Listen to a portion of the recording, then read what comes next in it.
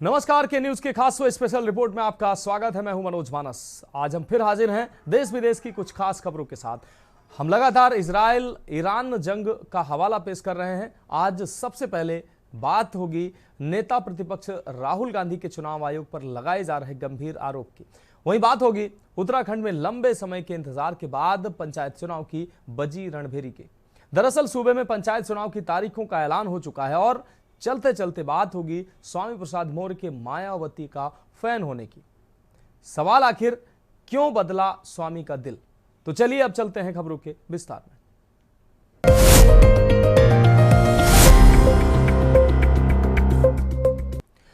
तो special report में पहली अहम रिपोर्ट की बात कर लेते हैं। लोकसभा चुनाव के बाद भी चुनाव की प्रक्रिया और पारदर्शिता को लेकर विपक्ष और चुनाव आयोग के बीच टकराव बना हुआ है। राहुल गांधी ने चुनाव आयोग पर तीखा हमला बोला है, तो चुनाव आयोग ने भी इसका जवाब दिया। यह अहम रिपोर्ट देखिए।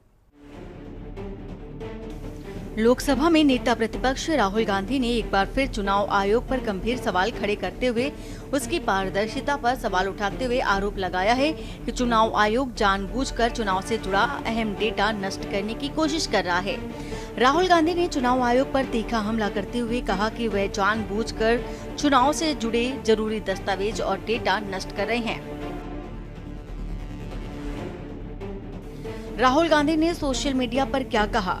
राहुल गांधी ने सोशल मीडिया प्लेटफॉर्म पर एक्स पर लिखा, मतदाता सूची मशीन रीडेबल फॉर्मेट नहीं देंगे। सीसीटीवी फुटेज कानून बदलकर छिपा दिए। चुनाव की फोटो और वीडियो अब 1 साल नहीं 45 दिन में मिटा देंगे। जिसे जवाब चाहिए था वही सबूत मिटा रहा है। उन्होंने आगे लिखा, स्पष्ट है कि मैच फिक्स है और फिक्स किया गया चुनाव लोकतंत्र के लिए जहर है। चुनाव आयोग की सफाई। वहीं राहुल गांधी के आरोपों पर चुनाव आयोग ने जवाब दिया। आपको बता दें कि चुनाव आयोग के अधिकारियों ने कहा कि मतदान केंद्रों की वेबकास्टिंग फुटेज को सार्वजनिक करना मतदाताओं की गोपनीयता और सुरक्षा के लिए खतरा बन सकता है। आयोग के अनुसार इस तरह की मांगे दिखने में तो जनहित और लोकतांत्रिक ईमानदारी के समर्थन में लगती हैं, लेकिन वास्तव में इनका उद्देश्य इसके विपरीत होता है। चुनाव आयोग के अधिकारियों ने कहा कि राहुल गांधी की मांगे 1950 और 1951 के जनप्रतिनिधित्व अधिनियम और सुप्रीम कोर्ट के निर्देशों के खिलाफ है। आयोग ने यह भी कहा कि वह कानून और संविधान के अनुसार ही काम कर रहा है और मतदाताओं की सुरक्षा व चुनाव की निष्पक्षता को बनाए रखना उसकी प्राथमिकता है। मतदाता की पहचान उजागर होने का खतरा। चुनाव आयोग के अधिकारियों ने चेतावनी दी है कि मतदान केंद्रों की सीसीटीवी फुटेज को सार्वजनिक करने से यह पता लगाया जा सकता है कि किसने वोट दिया है और किसने नहीं, जिससे उन लोगों को दबाव, भेदभाव या डराने धमकाने जैसी स्थिति का सामना करना पड़ सकता है। उन्होंने उदाहरण देते हुए बताया कि अगर किसी राजनीतिक पार्टी को किसी बूथ पर कम वोट मिलते हैं तो वह फुटेज देखकर ये पता लगा सकती है कि किसने वोट नहीं दिया। इससे चुनिंदा लोगों को परेशान या डराया जा सकता है। स्पेशल डेस्क के न्यूज इंडिया। तो स्पेशल रिपोर्ट में अगली अहम रिपोर्ट का रुख करते हैं। उत्तराखंड में आखिर लंबे समय के इंतजार के बाद पंचायत चुनाव की तारीखों का ऐलान हो गया है। इस बार 2 चरणों में मतदान प्रक्रिया संपन्न होगी। प्रदेश के अंदर यह प्रक्रिया लागू होगी, जिसमें 10 जुलाई और 15 जुलाई को दूसरे चरण में मतदान प्रदेश भर में होंगे। वहीं 19 जुलाई को मतगणना की प्रक्रिया होगी। आपको बता दें कि राज्य निर्वाचन आयुक्त सुशील कुमार ने पंचायत चुनाव को लेकर विस्तृत कार्यक्रम की घोषणा कर दी है। सभी राजनीतिक पार्टियां इस पंचायत चुनाव को 2027 के होने वाले विधानसभा चुनाव से पहले सेमीफाइनल मान रही हैं। यह हम रिपोर्ट देखिए। राज्य निर्वाचन आयुक्त सुशील कुमार ने पंचायत चुनावों को लेकर विस्तृत कार्यक्रम की घोषणा कर दी है। राज्य भर में पंचायत चुनाव 2 चरणों में संपन्न होंगे, जिसमें ग्राम प्रधान, ग्राम पंचायत सदस्य, क्षेत्र पंचायत सदस्य और जिला पंचायत सदस्य पदों के लिए मतदान होगा। कुल मिलाकर इस बार 74,499 ग्राम प्रधान, 55,600 ग्राम पंचायत सदस्य, 2,974 क्षेत्र पंचायत सदस्य और 358 जिला पंचायत सदस्य चुने जाएंगे। उत्तराखंड में त्रिस्तरीय पंचायत चुनावों की अधिसूचना के बारे में आपको सिलसिले ढंग से बताते हैं। और सभी पदों के लिए होगा। कुल 4 पद हैं। उसमें सदस्य ग्राम पंचायत, प्रधान ग्राम पंचायत, सदस्य क्षेत्र पंचायत और सदस्य जिला पंचायत, ये इन चारों पदों के लिए वोट डाले जाएंगे। प्रत्येक बूथ पर 4 मतपत्र होंगे और चारों पदों के अलग अलग मतपत्र होंगे। जो पद हैं उनकी जो संख्या है वो भी मैं आपको बता देता हूं। सदस्य ग्राम पंचायत के लिए 55,587 पद हैं। प्रधान ग्राम पंचायत के 7,499 पद हैं। सदस्य क्षेत्र पंचायत के 2,974 पद हैं और सदस्य जिला पंचायत के 358 पद हैं। 358। सदस्य ग्राम पंचायत 55,587, प्रधान ग्राम पंचायत 7,499,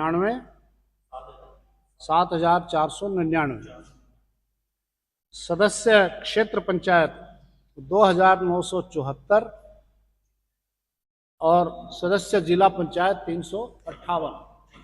इस प्रकार ये एक बड़ा वृहद कार्यक्रम है। कुल 66,418 जनप्रतिनिधियों का चयन इसमें। राज्य निर्वाचन आयोग ने जारी किया कार्यक्रम। प्रदेश में ग्रामीण क्षेत्रों में लागू हुई आचार संहिता। 47.70 लाख मतदाता करेंगे मताधिकार का प्रयोग। 2 चरणों में होंगे पंचायतों के चुनाव। प्रथम चरण 25 जून से नामांकन की प्रक्रिया शुरू। 29 जून से 1 जुलाई तक नामांकन पत्रों की जांच। 2 जुलाई को नाम वापसी। 3 जुलाई को चुनाव चिन्ह आवंटन। 10 जुलाई को मतदान। द्वितीय चरण 25 से 28 जून तक नामांकन प्रक्रिया। 29 जून से 1 जुलाई तक नामांकन पत्रों की जांच। 2 जुलाई को नाम वापसी। 8 जुलाई को चुनाव चिन्ह आवंटन। 15 जुलाई को मतदान। 19 जुलाई को मतगणना। राज्य चुनाव निर्वाचन द्वारा घोषित अधिसूचना पंचायत चुनाव को लेकर कर दी गई है। वहीं अब विपक्षी दल भी पंचायत चुनाव की तैयारी को लेकर जीत का दावा करते नजर आ रहे हैं। कांग्रेस लगातार पंचायत चुनाव में लेट लतीफी करने का आरोप भाजपा सरकार पर लगाने के साथ साथ अभी भी चुनाव घोषणा को लेकर सरकार पर संदेह जता रही है। कुल मिलाकर भाजपा ने भी अब विपक्षी दलों को इस बात के लिए सचेत कर दिया कि मैदान में आएं और जीत कर दिखाएं। देखिए, चुनाव 2 चरणों में मैं ये समझता हूँ। उत्तराखंड क्रांति दल का मानना यह है कि ये चुनाव एक ही चरण में होना चाहिए था। सरकार पहले तो इस चुनाव को करने के लिए तैयार नहीं थी, आनाकानी कर रही थी। बहुत पैतरेबाजी सरकार ने इसमें बरती। कभी प्रशासनिक अधिकारों को लेकर, कभी कोर्ट के अंदर हलफनामा देकर इसे हमेशा टालने की कोशिश करती रही। लेकिन सरकार को मजबूरन ये चुनाव कराने पड़ रहे हैं। और ये चुनाव मजबूरी है सरकार की करानी, क्योंकि जनता जिस तरीके से ये टैल मटोल भाजपा कर रही थी उसे लेकर बड़ी आक्रोशित थी। और जो लोग चुनाव के लिए तैयार थे उनमें बड़ा आक्रोश उत्पन्न होता जा रहा था। मजबूरन सरकार को ये चुनाव घोषित करने पड़े। उत्तराखंड क्रांति दल पहले से कहता रहा है कि स्थानीय चुनाव आयोग ने पंचायत चुनावों की घोषणा की है। कांग्रेस पार्टी तो पहले से ही चुनाव कराए जाने की मांग कर रही थी। सरकार ने ही जो है पंचायतों को प्रशासकों के हवाले किया हुआ था। इससे जनता में भी आक्रोश बढ़ रहा था। अब देखते हैं कि जो कार्यक्रम पंचायत स्थानीय चुनाव आयोग ने जारी किया है उस हिसाब से समय पे चुनाव होते हैं या अभी भी जो है इसमें कोई दांव पेंच सरकार फंसाती है। क्योंकि माननीय हाई कोर्ट में भी तमाम प्रकरणों पर सुनवाई चल रही है। जिस तरीके से पंचायतों का आरक्षण निर्धारित किया गया है उस पर जो है तमाम लोगों को पहले से ही आपत्तियां हैं। और जिस तरीके से रोटेशन को शून्य किया गया है ये किसी की समझ में नहीं आ रहा है। लेकिन पंचायत चुनाव के लिए कांग्रेस पार्टी पहले से ही तैयार थी और मेरा पूरा विश्वास है कि पंचायत चुनाव में हम भारतीय जनता पार्टी को पटकनी देने में कामयाब होंगे। क्योंकि देखिए, उत्तराखंड राज्य के समस्त जनपदों में अब आज से हमारी अधिसूचना जारी हो चुकी है जिला पंचायत के चुनाव को लेकर के। और जिस तरीके से विपक्ष हल्ला मचा रहा था, चुनाव नहीं करना चाहते, अब चुनाव शुरू हो चुका है। अब मैदान में आए विपक्ष और देखे चुनाव किस तरीके से होगा। तमाम संसाधनों के साथ में, क्योंकि ये बैलेट पेपर से चुनाव होता है, इस चुनाव को बहुत ही शांति तरीके से करने के लिए हमारी अधिसूचना भी जारी हुई है। हमारे तमाम कर्मचारी, हमारे जितने भारतीय जनता पार्टी संगठन के कार्यकर्ता होंगे चुनाव में जाएंगे, अपने समर्थित जो कार्यकर्ता होंगे जो चुनाव लड़ रहे होंगे, क्योंकि इसमें क्षेत्र पंचायत, जिला पंचायत, ग्राम सभा, बीडीसी मेंबर, तमाम सभी लोग चुनाव की प्रक्रिया में हिस्सा लेने का काम करेंगे और अधिसूचना जारी हो चुकी है। तमाम इन सारी चीज़ों को देखते हुए भारतीय जनता पार्टी पूरी तरीके से चुनाव को लेकर के संतुष्ट है और तैयार है। तमाम कार्यकर्ता अपने प्रत्याशी को, जो समर्थित प्रत्याशी होगा, उसको जिताने का काम करेंगे। त्रिस्तरीय पंचायत चुनाव को लेकर शासन के दिशा निर्देशों पर प्रशासन और राज्य निर्वाचन आयोग ने अपनी तैयारियों को पूरा कर लिया है। साथ ही आरक्षण की प्रक्रिया पूरी कर ली गई है। राज्य निर्वाचन आयोग को भी भेज दिया गया है। ऐसे में पंचायती राज सचिव की ओर से चुनावी अधिसूचना 21 जून को जारी होने के बाद अब जिला निर्वाचन अधिकारी 23 जून को चुनाव की सूचना जारी करेंगे। जारी अधिसूचना के अनुसार प्रदेश में 2 चरणों में पंचायत चुनाव कराए जाएंगे। साथ ही 19 जुलाई को एक साथ मतगणना होगी। तमाम राजनीतिक पार्टियां जीत का दावा भर रही हैं, जिसको आगामी 2027 के चुनाव से पहले सेमीफाइनल के तौर पर भी देखा जा रहा है। Uttarakhand desk report. तो स्पेशल रिपोर्ट में फिलहाल वक्त एक अहम ब्रेक का है, जल्द हाजिर होंगे।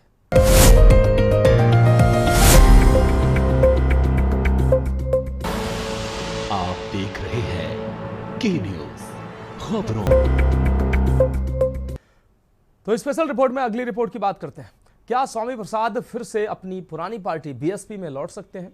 ऐसे कयास इसलिए लगाए जा रहे हैं क्योंकि सपा और विधान परिषद की सदस्यता से इस्तीफा देने वाले पूर्व कैबिनेट मंत्री स्वामी प्रसाद मौर्य ने पूर्व मुख्यमंत्री मायावती के प्रशासन की तारीफ की है।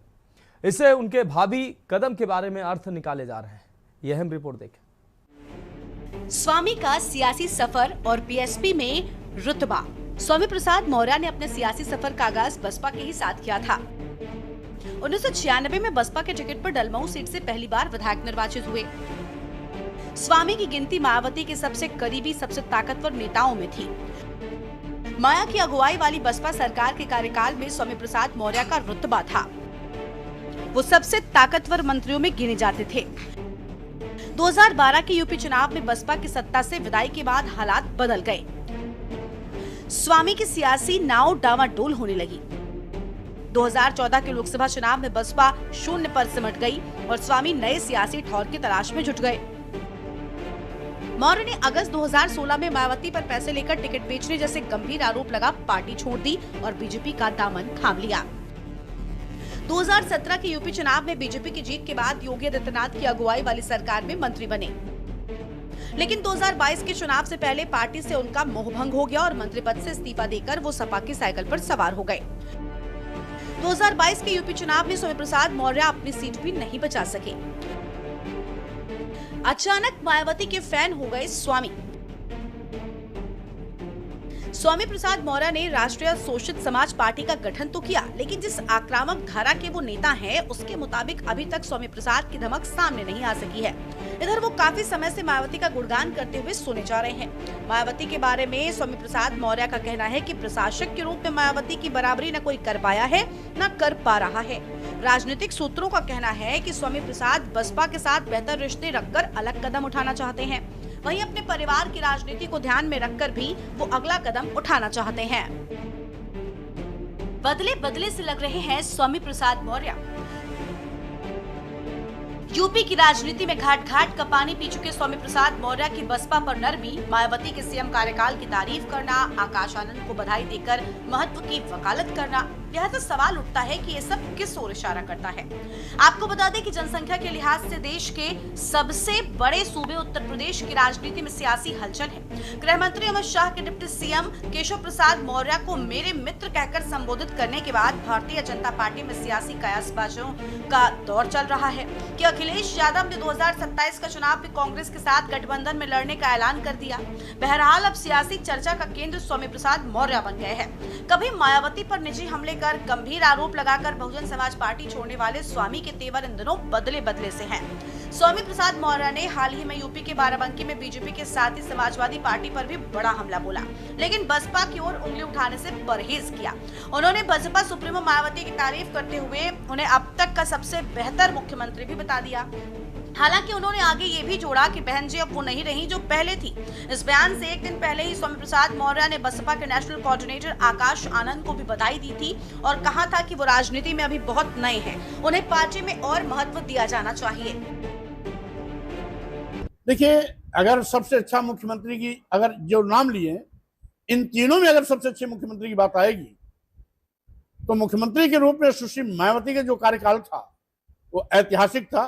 न उसके पहले वैसा कोई मुख्यमंत्री था, न उनके बाद कोई ऐसा मुख्यमंत्री। इत्तेफाक है कि बहन जी अब वो बहन जी नहीं रही जिनकी हनक, जिनके कानून राज की धमक पूरे प्रदेश में ही नहीं देश में सुना जाता था।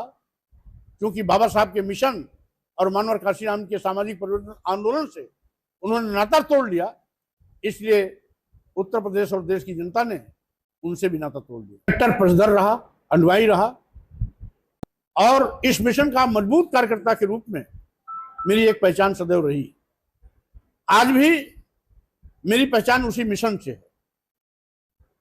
जो भी बाबा साहब डॉक्टर अम्बेडकर मानव काशीराम के विचारों से सहमति जताएगा उसके साथ हाथ मिलाने में हमें कोई गुरेज नहीं है। तो स्वाभाविक रूप से वो प्रायश्चित करेंगी, अपनी गलतियों को सुधारेंगी।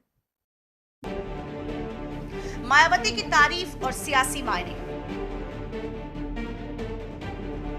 आपको बता दें कि उत्तर प्रदेश की राजनीति में एक नया मोड़ तब आया जब स्वामी प्रसाद मौर्य ने पंचायत चुनाव और 2027 के विधानसभा चुनावों से पहले तीसरा मोर्चा बनाने की घोषणा की। पीडीए फॉर्मूले पर आधारित इस नए राजनीतिक विकल्प के जरिए मौर्य ने राज्य में सत्ता के समीकरणों को बदलने की कोशिश शुरू की। हालांकि इस मोर्चे का चुनावों पर कितना असर पड़ेगा या फिर ये किस पार्टी को ज्यादा नुकसान पहुंचाएगा यह भविष्य के गर्भ में छिपा है। लेकिन बाराबंकी में एक प्रेस कॉन्फ्रेंस के दौरान मायावती को यूपी का अब तक का बेहतरीन मुख्यमंत्री बताने वाले मौर्य के बयान ने सियासी गलियारों में नई बहस छेड़ दी है।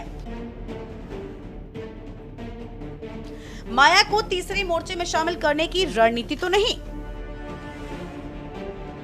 वहीं कई जानकारों का मानना है कि मौर्य मायावती को तीसरे मोर्चे में शामिल करने की रणनीति बना रहे हैं।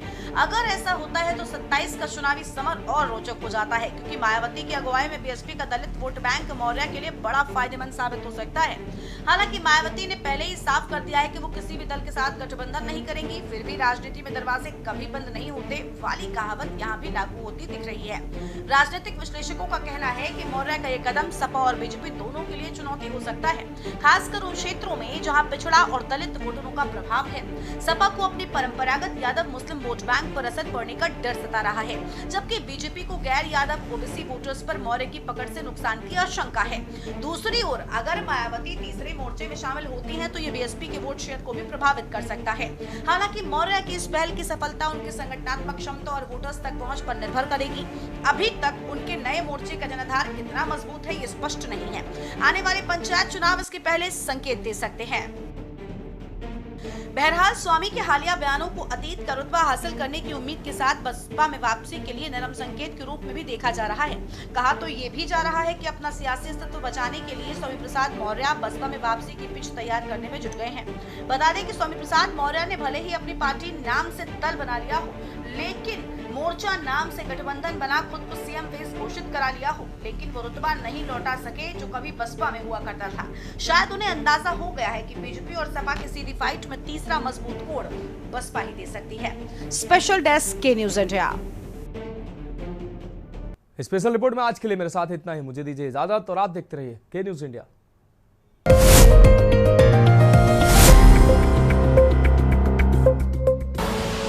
आप देख रहे हैं के न्यूज, खबरों का सारथी।